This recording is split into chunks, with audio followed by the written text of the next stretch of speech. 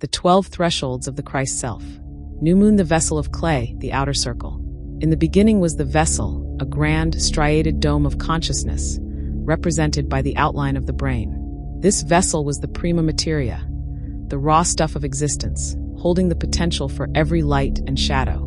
Etched along its periphery were the names of 12 disciples, each a custodian of a cardinal human experience and a specific cranial nerve.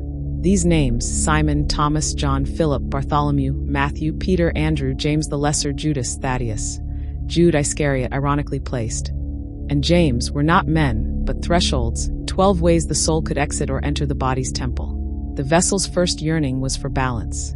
The names of Judas, 9, and Jude, 10, linked to the glossopharyngeal nerve, taste and swallowing, and the vagus nerve, the wandering spirit of the body, spoke of the necessary betrayal and sacrifice, nigredo, required to move past the superficial and consume true knowledge. Sparkles, the alchemical ascent, the core pillar.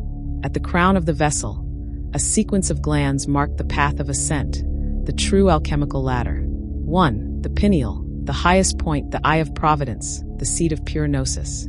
It was the goal of the magnum opus, the final enlightenment, the philosopher's stone. 2. The thyroid and thymus. These were the twin crucibles of expression and vitality. The thyroid ensured the true word was spoken. The thymus, the forge of the immune self, taught the soul to discern what to keep and what to shed. 3. The pineal/clitoris. The lowest step of the crown, representing the integration of opposites, the necessary unification of the masculine and feminine principles, coniunctio, within the self to generate creative spiritual power. Brain, the mandalas of perception, the cranial nerves. The image's center was the workshop, where the 10 cranial nerves, some duplicates for symmetry, were not anatomical wires, but mandalas of perception, pathways for transmuting the world's chaos into divine meaning. The olfactory nerve, John/1, and the optic nerve, Philip/2, were the higher senses, ruled by the air and fire signs, granting insight and vision beyond mere reality, the ability to smell truth and see essence. The oculomotor, Bartholomew/3, and trochlear, Matthew/4, governing movement, were the senses of direction, teaching the vessel the cosmic law of self-correction and purposeful movement, karma yoga. The trigeminal, Peter/5, and facial, Andrew/7, were the senses of presence, conveying the pain and pleasure of existence and the necessary mask worn by the ego. They taught the lesson of authentic feeling and self-presentation. The hypoglossal, Thomas/11, and accessory, Simon/12, connected to the tongue and shoulder, were the senses of will and burden. The tongue to articulate the inner truth, the shoulder to bear the load of one's destiny. Crown, the Christ self, the center point. In the absolute center, where all nerve pathways intersect, sat the single, unblinking eye. Below it, the looping, serpentine form of the brainstem, which the mind had labeled Christ. This was the ultimate symbolic truth.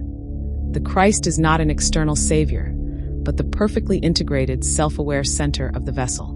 It is the albedo, the blinding white light of purity attained when the 12 thresholds of human experience, the disciples/nerves, have been traversed, understood, and balanced.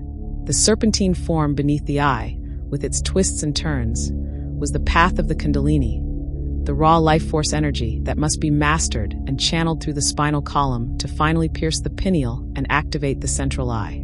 Drop of blood, the anima mundi, Bloody Mary.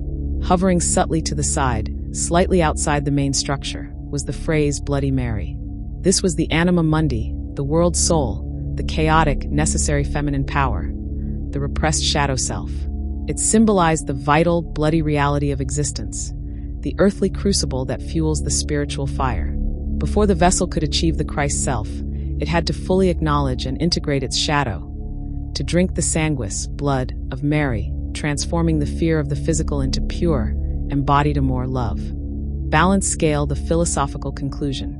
The story told by this alchemical vessel is that true individuation, the ultimate goal of the work, is achieved not by rejecting the world, but by fully embodying every aspect of it.